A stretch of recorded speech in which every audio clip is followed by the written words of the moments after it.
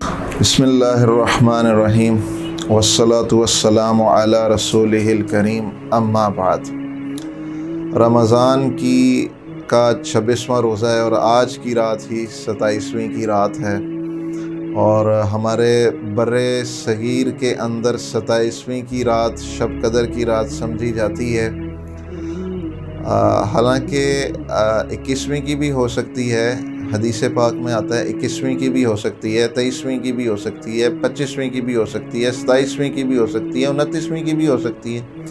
بہرحال آج 27ویں کی رات ہے، عین ممکن ہے کہ آج کی رات ہی ہو، تو اللہ تعالی ہمیں اس کو انتہائی قیمتی بنانے کی توفیق عطا فرمائے۔ لیلۃ القدر 1000 مہینوں سے افضل رات ہے، اور ایک اس کے اندر جو اس کی تعین کو بھلانے کی جو وجہ بتائی، وہ 2 صحابہ کا آپس میں میں تھوڑی سی ان کی اونچ نیچ ہو رہی تھی، جس کی وجہ سے رسول اللہ صلی اللہ علیہ وسلم نے فرمایا کہ تمہارے اس جھگڑے کی وجہ سے مجھے لیلۃ القدر بھلا دی گئی۔ تو پتہ چلا کہ جھگڑا اس مبارک رات میں یا کسی بھی رات کے اندر یا کسی بھی دن کے اندر جھگڑا اچھی چیز نہیں ہے، اور آپس کی میں یہ اچھی چیز نہیں ہے۔ اللہ تعالیٰ مجھے اور آپ کو اس سے بچائے۔ اس سے آگے ایک رات آ رہی ہے، وہ تو پکی رات ہے، اس کی تعین ہوئی ہے، اس کا میں چاہ رہا تھا کہ تھوڑا سا زیادہ اس پہ ہم اس وقت، کیونکہ لیلۃ القدر کے فضائل سب کو معلوم ہے، اس کے اوپر کافی بات چیت بھی ہوتی، لیکن ایک رات آگے آ رہی ہے جس کو چاند رات کہتے ہیں ہمارے معاشرے کے اندر۔ چاند رات، لیلۃ الجائزہ اسے عربی میں کہہ دیتے ہیں۔ حدیث پاک میں آتا ہے کہ مزدور کو جیسے مزدوری دی جاتی ہے مزدوری کے اختتام کے اوپر، اسی طرح روزے داروں کو، اور جن عورتوں نے جن مردوں نے روزے رکھے، تراویح پڑھی، ذکر کیا، تلاوت کی، تو اب وہ جو 29ویں کی رات ہے یا 30ویں کی رات ہے، آخر والی رات، رمضان کے آخر والی رات، وہ 29ویں کی ہو سکتی ہے، اور اگر 30 روزے ہیں تو پھر 30ویں کی رات ہوگی۔ تو وہ اس وقت اللہ جل شانہ اجر دینے کے اوپر، یا جو رمضان کے اندر ہم نے نیک اعمال کیے اس کا اجر دینے کے اوپر آئے ہوئے ہوتے ہیں۔ تو اس وقت جیسے مزدور کو جب مزدوری ملنی ہو تو ہم دیکھتے ہیں کہ وہ باس سے جو ہے یا اپنے مالک سے انتہائی عاجزی اور انتہائی اس کی فرما برداری کے ساتھ اس کے ساتھ پیش آ رہا ہوتا ہے، اور کوشش کرتا ہے کہ میں کوئی ایسی بات منہ سے نہ نکال دوں جس سے میرا مالک جو ہے وہ ناراض ہو جائے، یا کوئی مجھے مزدوری وہ میری کم کر دے، میری سیلری کاٹ لے۔ 500 مزدوری ہے تو وہ ناراض ہو کے کہیں 200 نہ کر دے، 300 میرا کاٹ نہ لے، تو وہ اس وقت کوشش کرتا ہے کہ زیادہ سے زیادہ۔ تو ہمیں بھی کوشش کرنی چاہیے کہ ہم اس وقت زیادہ سے زیادہ اللہ کو راضی کرنے والے اعمال کے اندر لگیں۔ یہ ایک لیلۃ الجائزہ یعنی چاند رات کی ایک فضیلت ہے کہ اس وقت سارا عمل کیے ہوئے کا نتیجہ نکل رہا ہوتا ہے۔ دوسری فضیلت آتا ہے کہ جو 5 راتوں میں عبادت کر لے، 5 راتوں میں، حدیث پاک میں آتا ہے 5 راتیں، اس میں سے ایک یہ چھوٹی عید کی رات ہوتی ہے جس کو لیلۃ الجائزہ کہتے ہیں، عید کی رات یعنی چاند رات آپ کہہ لیں۔ تو اس میں سے ایک یہ رات ہے جو ان 5 راتوں میں عبادت کر لے گا، جنت اس کے اوپر واجب ہو جائے گی۔ کتنی بڑی فضیلت ہے، جنت اس کے اوپر واجب، پکی ہو گئی، اس کی جنت پکی ہو گئی۔ تو یہ دوسری چاند رات کی بڑی فضیلت ہے۔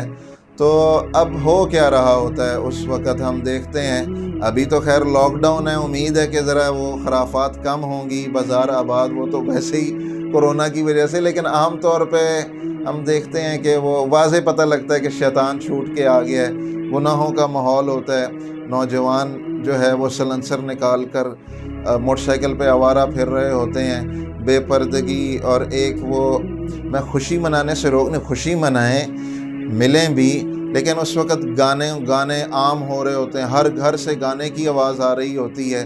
تو یہ تو اس وقت اللہ کو راضی کرنے والے بندہ اعمال کے اندر لگیں، یا کم از کم گناہ نہ کرے، خوشی منائیں، کھانا ایک دوسرے کو کھانا، رشتے دار آ رہے ہیں جا رہے ہیں، کھانا کھلائیں، کھانا کھائیں، ملیں جلیں، لیکن گناہ تو نہ کریں اس وقت، کیونکہ ساری مہینے کی محنت کا اس وقت نتیجہ نکل رہا ہوتا ہے۔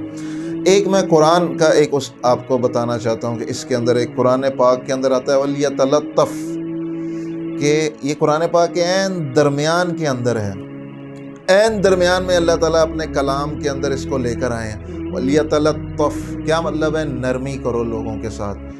تو یہ عید کا موقع ہے، اس کے اندر ہم لوگوں سے نرمی والا برتاؤ کریں، خاص طور پہ ان رشتہ داروں سے مل لیں جن سے سالوں سے نہیں ملے، ان سے رابطہ کر لیں۔ اگر کوئی لڑائی ہوئی ہے ان جھگڑوں کو ختم کر دیں۔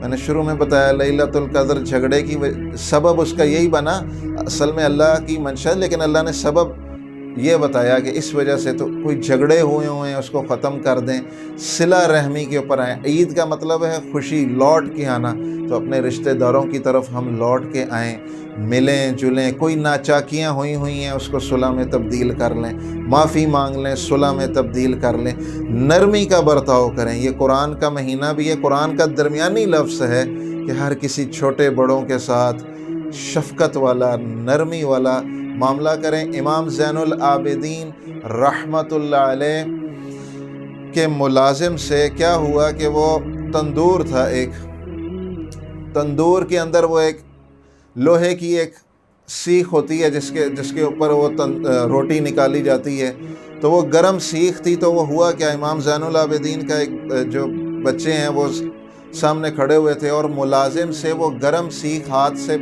غلطی سے پھسل کر نیچے گر گئی، اور وہ سیدھا اس امام زین العابدین کے بچے کے سر کے اوپر جا کر لگی، جس سے جو ہے وہ ایسا داغ آیا کہ وہ بچہ اسی وقت ہی فوت ہو گیا۔